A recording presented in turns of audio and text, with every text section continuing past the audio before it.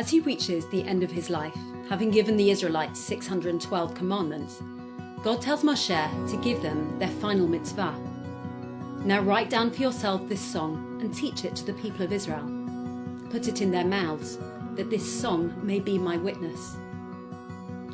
Explains Rabbah and Talmud Sanhedrin, this means that we each have a mitzvah to write or take part in writing our own Sefer Torah.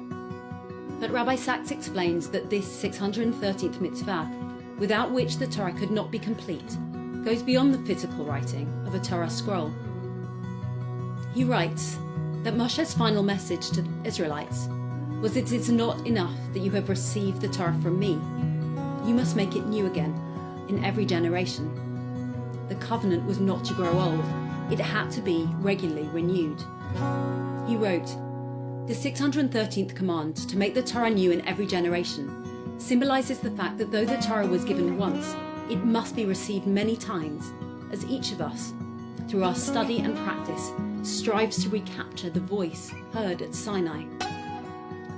The interpretation of Torah has been the subject of an ongoing conversation for as long as Jews have studied the divine word, a conversation that began at Sinai 33 centuries ago and has not ceased since.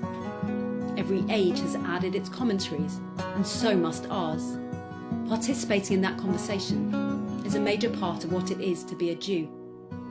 But he asked, what is the significance of the word song, shirah?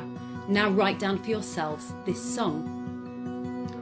Rabbi Yechiel Michal Epstein, author of the halachic code Aruch HaShulchan, points out that the rabbinic literature is full of arguments about which the sages said these and those are the words of the living God.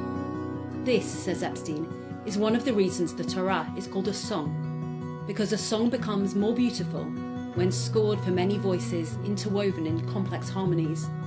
Our voice matters, and even more so when we combine it with others, in conversation and debate. When Rabbi Sachs passed away in 2020, he left us a lot. His many books, teachings, words of Torah. But I think the most important thing he left us with was a challenge. To write our own chapter in that ongoing conversation. To be our own letter in the scroll of our people.